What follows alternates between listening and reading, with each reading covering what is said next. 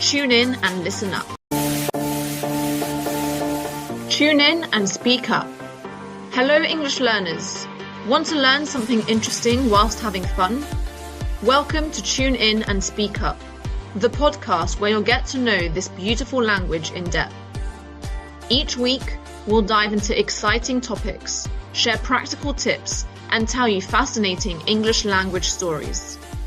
So whether you're studying, going to work, or just relaxing, connect, listen, and let's make English part of your world. Wherever you are, whenever you want, just hit play, tune in and listen up. Tune in to UMNH Radio every Tuesday from 11 a.m. till noon. Don't just learn English, live it.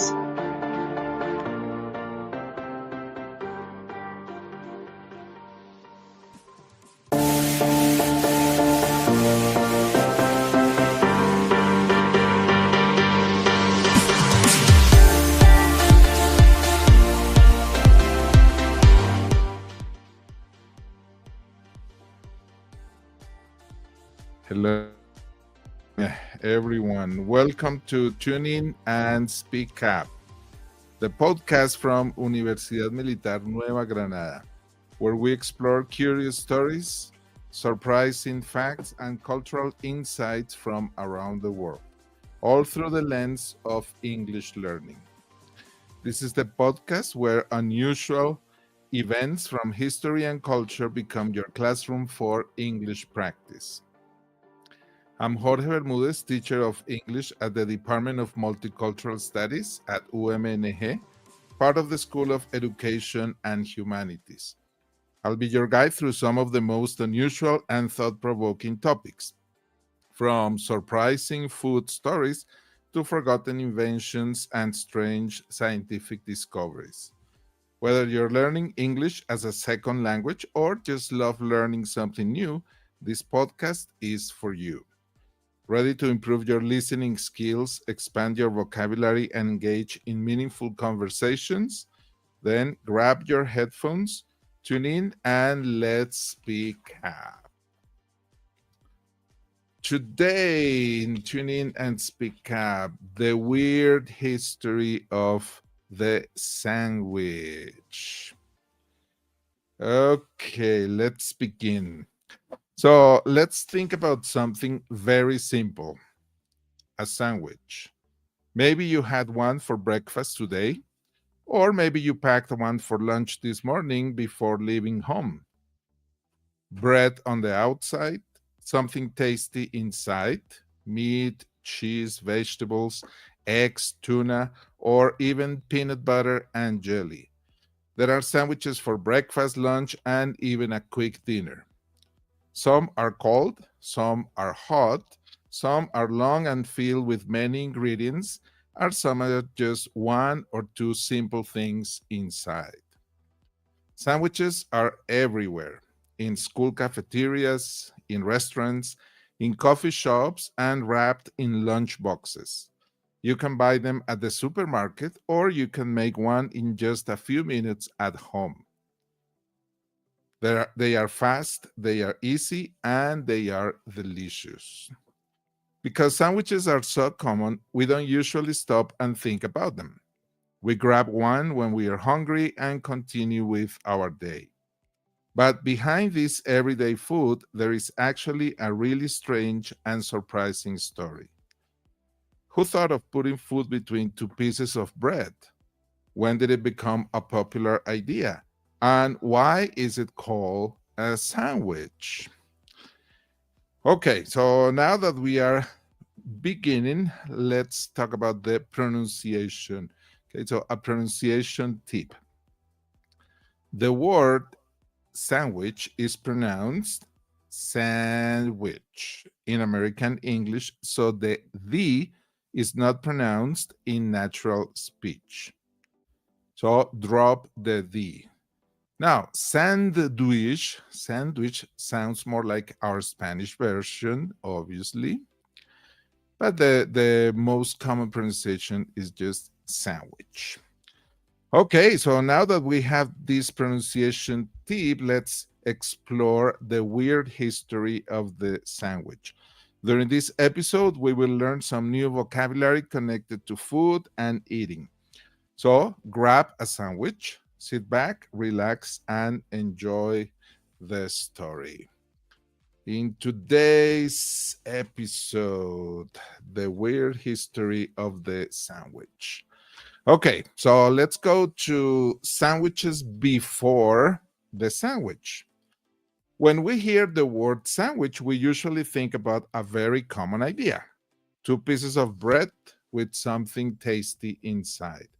It feels modern and normal.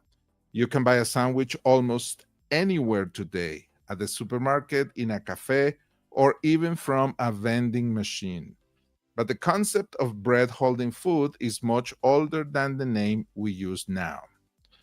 Long before someone said the word sandwich, people all around the world were already doing something similar. Bread has always been a basic and important food in all the cultures. It is easy to carry. You can hold it in one hand and you can eat it anywhere. So it became a very practical way to carry or hold other foods. For example, thousands of years ago in the Middle East, people used flatbread to hold vegetables, meat, or sausages. Here in this picture to the left, we have this flat bread from the Middle East, right, holding food. This made eating faster and cleaner, especially when they didn't have plates, forks, or knives. In many Mediterranean cultures, bread often worked like a plate or a spoon. After eating the food on top, they could eat the bread too. Nothing was wasted. One very interesting early example of a sandwich-like idea appears in Jewish tradition. Over 2,000 years ago, a religious scholar named Hillel the Elder, here in a modern day representation of this man, he ate lamb and bitter herbs between two pieces of matzah during Passover, a very important Jewish celebration. It was a symbolic way to eat different foods together. Many people believe this could be one of the oldest sandwiches in history. Of course, people at that time did not call it a sandwich. There was no such word yet. But the idea, bread on the outside, food on the inside, was already popular in many cultures. The sandwich we know today is really just a modern version of a very old eating tradition. Okay, let's talk about this man, the Earl and the Legend. Earl corresponds to count, or as we say in Spanish, conde. Now we move to 18th century England, around the 1760s. This is where the name sandwich was born. At the center of the story is a man with a very fancy title, John Montagu, the fourth Earl of Sandwich. Here in the picture to the right, John Montagu. Sandwich is a town in England, or exactly in Kent. Here in our slide, we have a picture of the beautiful medieval town of Sandwich in Kent. The Earl was an important politician, but he was also famous for something more unusual. He loved gambling, okay? Playing with cars, playing money, right? Gambling, what you do in Las Vegas. He enjoyed playing cards for many hours. He didn't want anything to interrupt his game, not even dinner. According to the legend, one day he was so focused on the cards that he gave a creative order to a server. Bring me meat between two slices of bread. Why was this a clever idea? No plate needed, no fork or knife needed. no grease or mess on his fingers. He could keep one hand on his cards and keep eating. His friends watched and thought, hey, that looks smart. So they told the server, I'll have the same as sandwich. Slowly, this practical snack started to spread to other people in London, then across England, and eventually around the world. The name stayed with it, sandwich. But was he really gambling? Here is the interesting part. Historians are not completely sure this story is 100% true. Many experts believe John Montagu probably ate his bread and meat while working at his desk, not only at the card table. He was a very busy man with many political responsibilities. So a quick and easy meal made sense. Still, the gambling version of the story is more dramatic, more fun, easier to remember. So that is the story most people tell today. But what truly matters is that even if some details are unclear, the important points remain the same.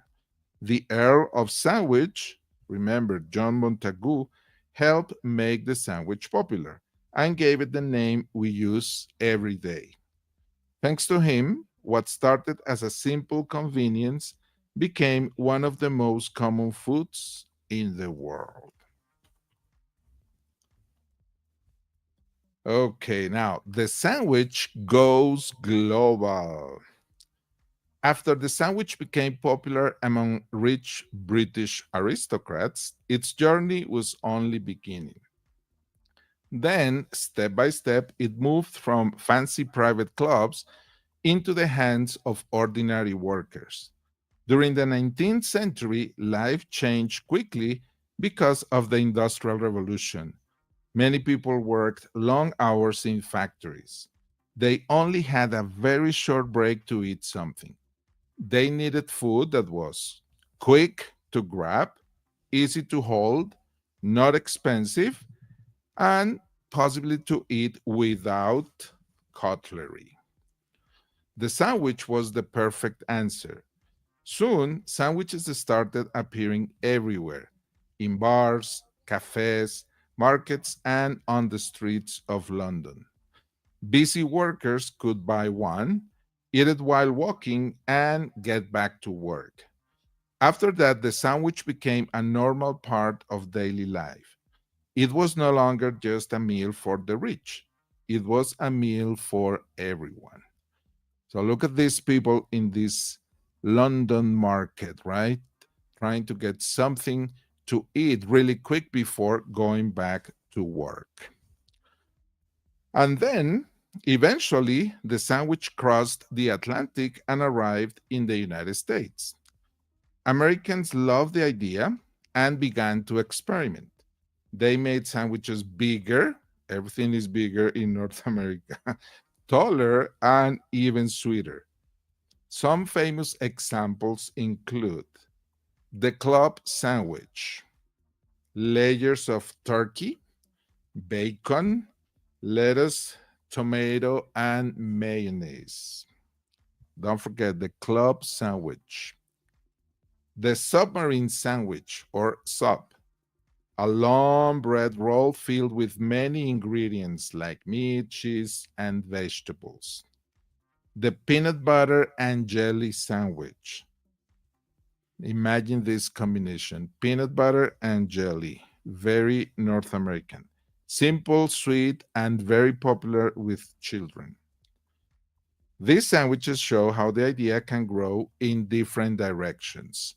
Here in our slide, we have grilled cheese, the cheese on the grill, tomato sandwich. I don't know about that. Sounds simple but delicious. We have the balloony cheese, balloony and cheese. Balloony is what we call in Colombia mortadela. Okay. BLT sandwich, bacon, lettuce, tomato sandwich, peanut butter and jelly, we just mentioned it, and egg sandwich.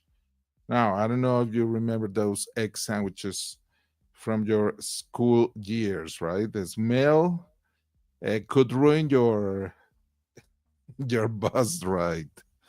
Okay. Why is it called a submarine sandwich in the USA? First, is all about the shape. Okay, so we can see it very clearly in the pictures. A sub uses a long bread roll. When you fill it with ingredients and close it, it looks like a small submarine floating on a plate. But there is also a historical connection. In the early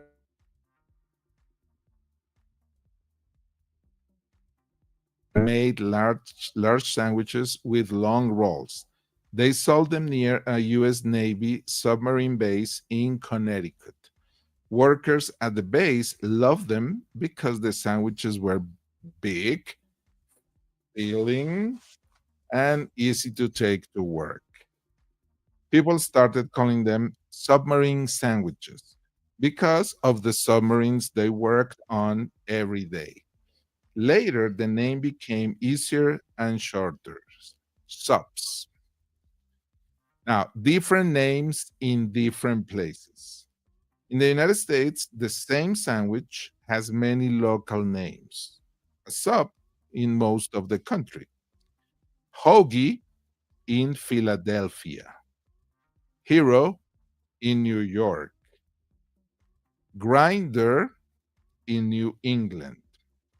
But they are all cousins in the sandwich family. Long, tasty, and perfect when you are very hungry. Okay, where is my presentation? Give me a second.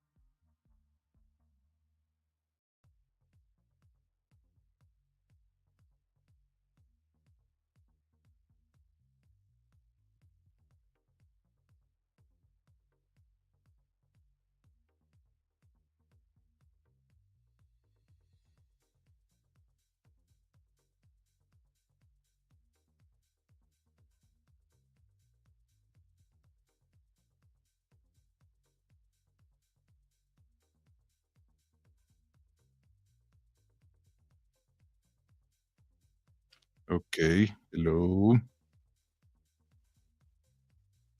hello, hello. Okay, we had a little technical problem with the presentation, but let's continue with the story. The sandwich around the world. The sandwich didn't stop there. It continued traveling and mixing with local traditions. In Vietnam, when the French introduced baguettes during colonization, local people filled them with fresh herbs, pickles, meat, and chili sauce. The result was the banh mi, a delicious combination of cultures. In Latin America, foods like arepas, you know very well, arepas, and tortas. Remember, in Mexico, remember the chavo del ocho, right? Talking about the tortas de jamón, right? So bread, that's how they call it, right? Show that this idea, the arepas and the Mexican tortas, the bread filling idea keeps changing to match local tastes. Every country adds something different: new bread, new flavors, new styles. There's nothing more delicious than an arepa with something delicious inside. So, from elegant tables of nobility to noisy factories to school cafeterias and busy city streets, the sandwich has become an international superstar. Today, there is a sandwich for every culture, every taste, and every moment of the day. It's amazing that something so simple became something so universal. Here in Latin America, we enjoy sandwiches with our own special twist. Yes, there are the classic ones like ham and cheese, what we call sandwiches in several countries. But we also love strong and French and fresh flavors. Grilled chicken sandwiches with tomato and lettuce, meat with avocado inside, in soft and warm bread. Sandwiches with shredded beef, chimichurri, or ají for a spicy kick. Okay, here we have the arepa rellena and the banh mi in Vietnam. Okay, okay. So what else? Sweet options with chocolate spread or arequipe for breakfast or snacks. Every family and every country has its favorite version. In Colombia, you might find a perro caliente, which is some kind of sandwich. And as I mentioned before, in Mexico, a torta can be big enough for a full meal.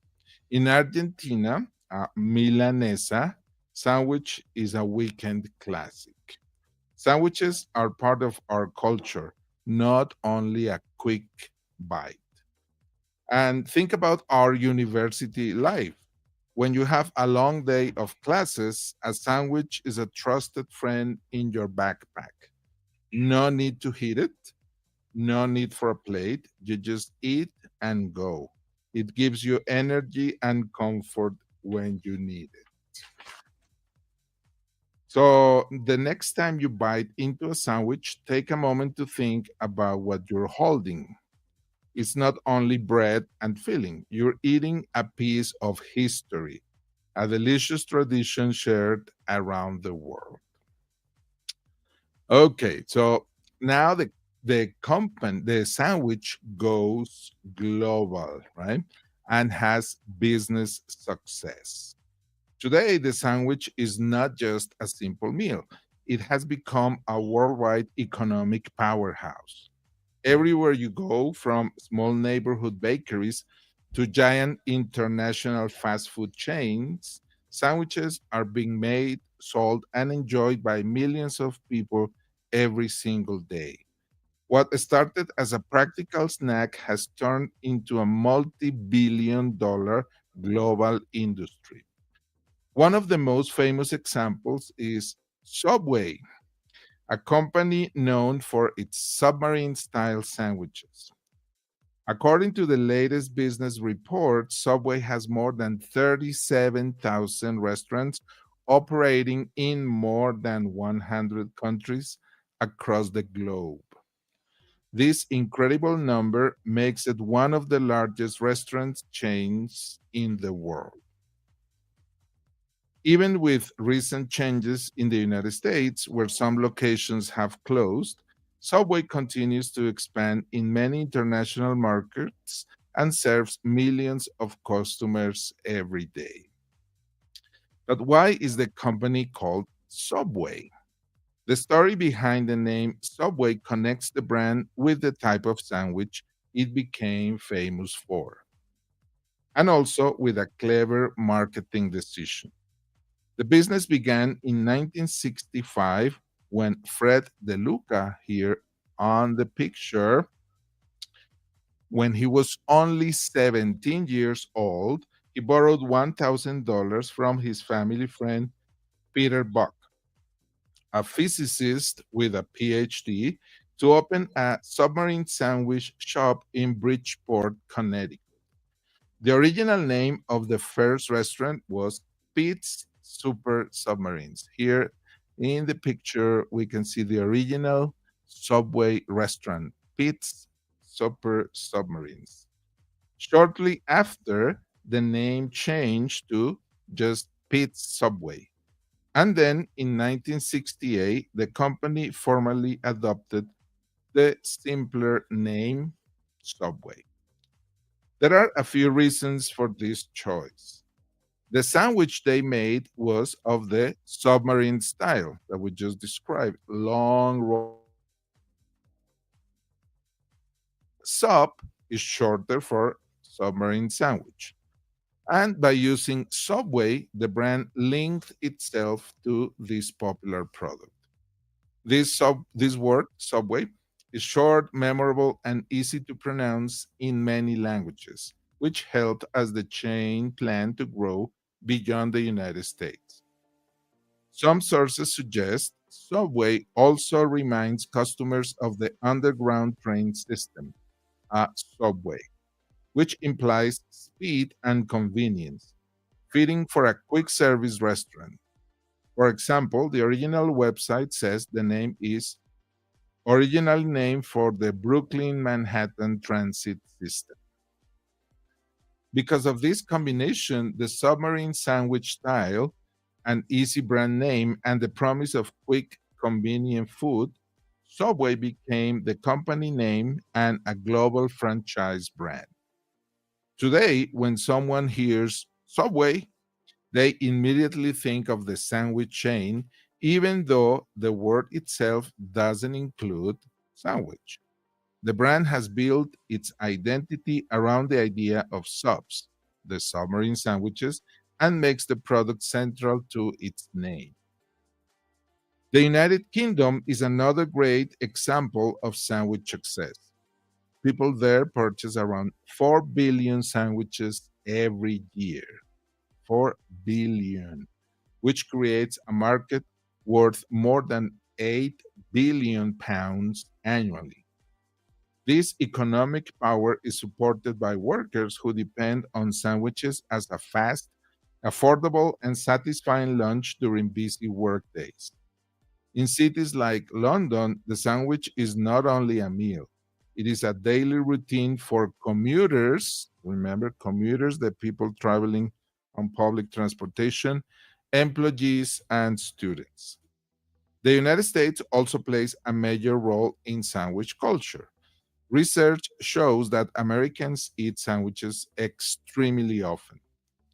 One national survey found that nearly 50% of adults consume at least one sandwich on any given day. Classics like turkey sandwiches, grilled cheese, and the famous peanut butter and jelly sandwich, remember, very American, have become part of American family traditions. Children's lunchboxes and restaurant menus everywhere. Globally, the growth is even more impressive. According to Fortune Business Insights, the worldwide sandwich market was valued at more than $428 billion dollars in 2024. $428 billion dollars in 2024. And analysts expect it to continue increasing as people rely more on food that is convenient and quick to eat. There are many reasons the sandwich has become such a big commercial success. It is fast to prepare, easy to transport, and simple to eat without needing a table, utensils, or even much time. Sandwiches are also infinitely customizable. There are options for every taste, diet, and budget. Whether someone wants something healthy and fresh or rich and indulgent, there is always a sandwich that fits. Another important reason is that sandwiches match perfectly with modern life. People today are busier than ever, rushing to work, running between university classes, and managing full schedules. A sandwich fits into those small breaks when cooking or sitting in a restaurant just is not possible. Technology such as food delivery apps has also helped the sandwich industry become even more profitable, with quick meals delivered directly to homes and workplaces. From a convenient snack created during the Industrial Revolution to one of the most profitable and adaptable foods on the planet, the sandwich continues to grow in popularity every year.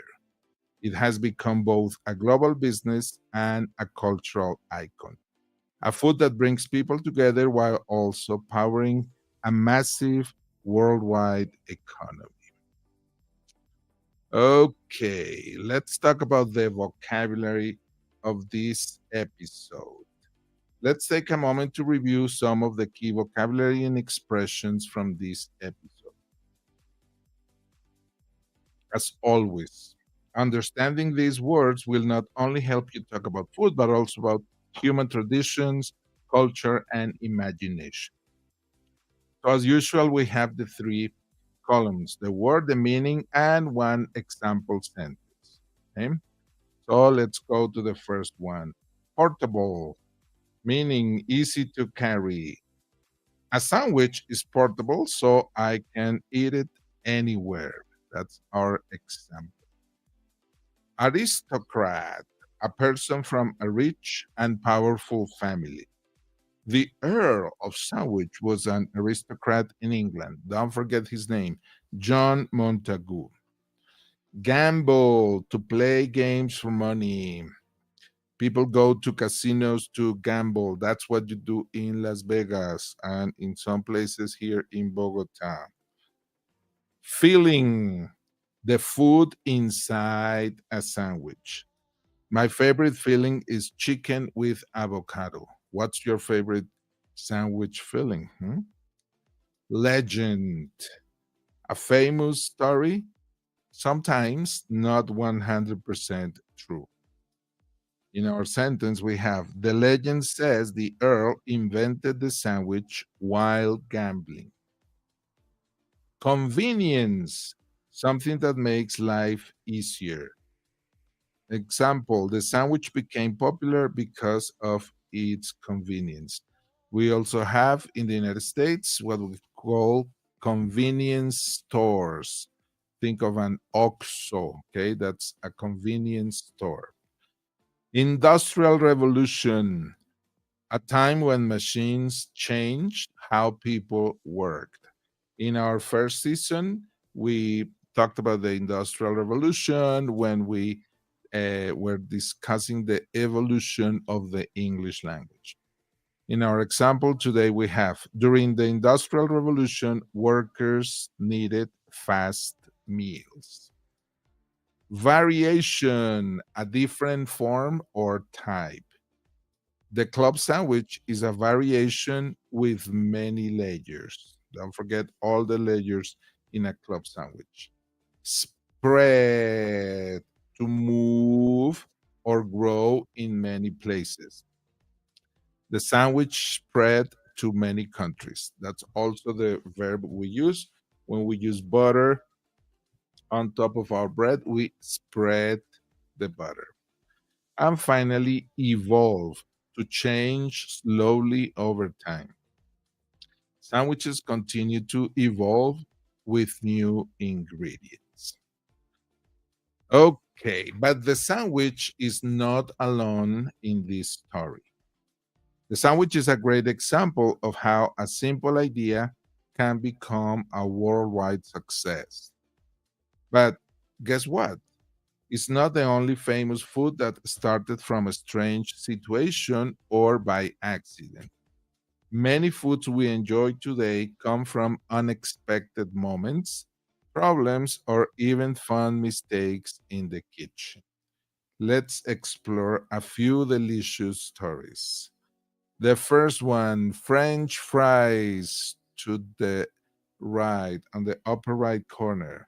People still argue about where French fries come from, Belgium or France. One interesting story says that in Belgium, people loved frying small fish from the river. But during a very cold winter, the river froze and they couldn't catch fish anymore. So they tried frying potatoes instead. It was a creative solution and a very tasty one. Today, French fries are a symbol of fast food and are enjoyed everywhere with ketchup, mayonnaise, or special sauces depending on the country. A cold winter day helped create one of the world's favorite snacks. Today, for example, in Colombia, most of the French fries that you eat in hamburger places and restaurants come from Belgium, which I think it's terrible. They should come from Boyacá, but they come from Belgium. Okay, one more incredible story, the ice cream cone. Here we have a vintage photograph of children and their mom probably eating ice cream. Imagine eating ice cream without a cup or cone. It would melt everywhere. That almost happened at the 1904 World's Fair in St. Louis, USA. An ice cream seller suddenly ran out of cups when too many people wanted ice cream. Nearby, a waffle vendor saw the problem and had an idea. He rolled a warm waffle into a cone shape so the ice cream could be held easily. People loved it. They could walk and eat without any mess. That small moment of teamwork between two strangers changed desserts forever. One more incredible food, nachos. In 1943, in a town called Piedras Negras in Mexico, a group of hungry women walked into a restaurant after closing time. The chef wasn't there and they really wanted something to eat. The waiter, Ignacio Nacho Anaya, didn't want to disappoint them. He looked around the kitchen and found tortilla chips, cheese, and jalapenos. He heated everything together and served the dish. It was so delicious that the customers kept asking for nachos special. Soon, the name nachos spread everywhere. Today, nachos are a popular food at parties, movie nights, and sports games. So don't forget, nachos from Ignacio Anaya, alias Nacho. Okay, more accidental favorites. There are many other foods with unusual beginnings. Chocolate chip cookies, created when baker Ruth Wakefield ran out of baking chocolate and broke a bar into pieces. The chocolate melted just a little and a new cookie was born. Don't forget the name, Ruth Wakefield. Cornflakes, the famous cornflakes, invented when two brothers accidentally overcooked wheat while trying to make a healthier food. Cornflakes. These stories show that sometimes a mistake becomes a masterpiece. And obviously, this is a delicious lesson for all of us. Food history is full of surprises. A frozen river, an ice cream emergency, a creative waiter, small events that can lead to big traditions. So the sandwich is not alone in its unusual past.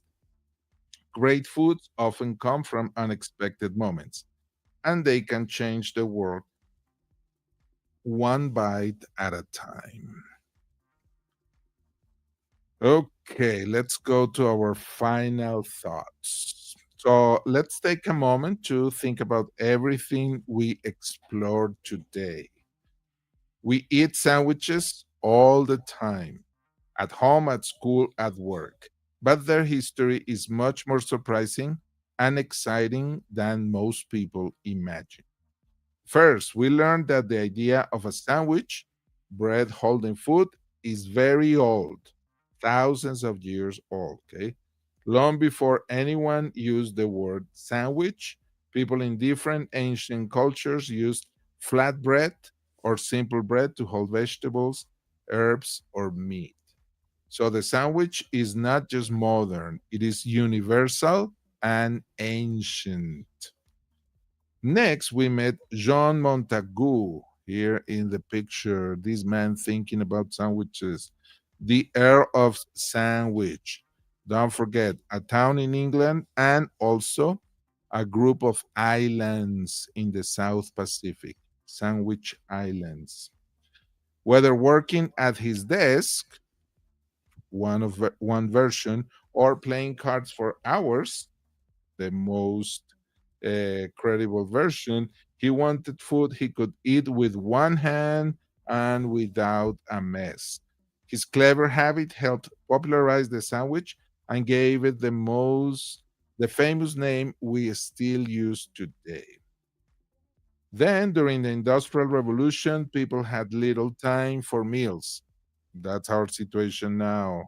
Again, little time for lunch. They needed something fast, cheap, and easy to eat. Sandwiches became the perfect answer.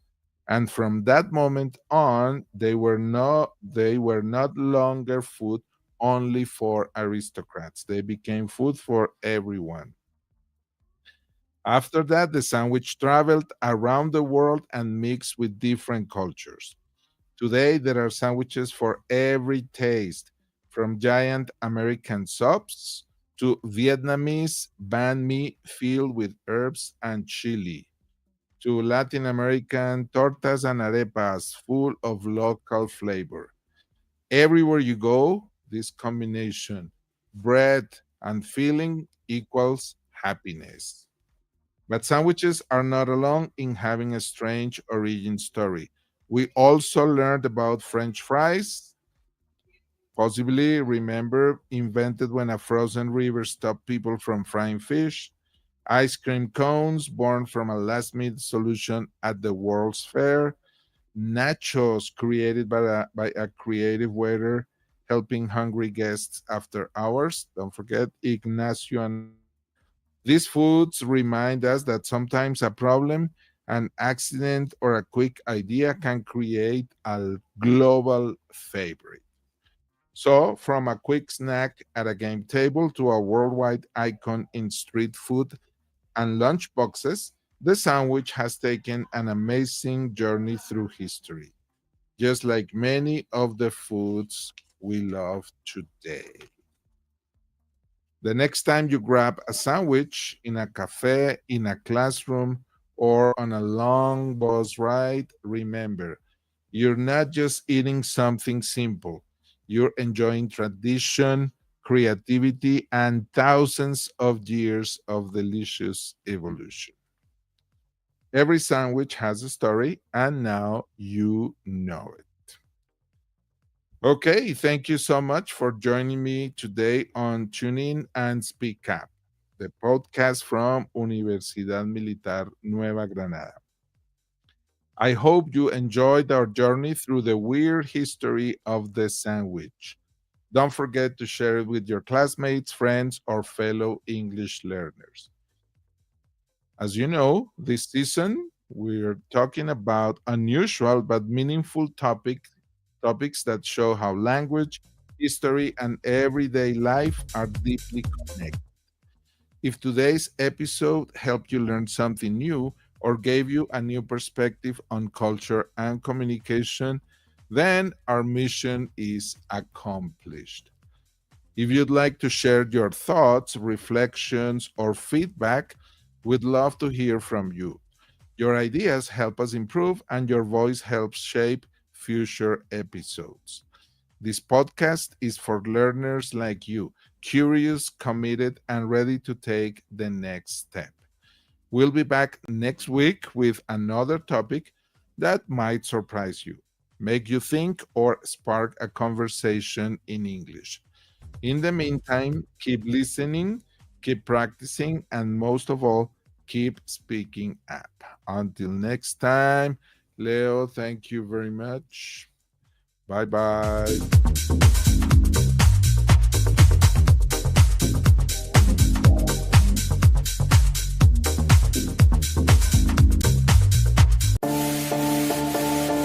Tune in and speak up. Hello, English learners. Want to learn something interesting whilst having fun? Welcome to Tune In and Speak Up, the podcast where you'll get to know this beautiful language in depth. Each week, we'll dive into exciting topics, share practical tips, and tell you fascinating English language stories.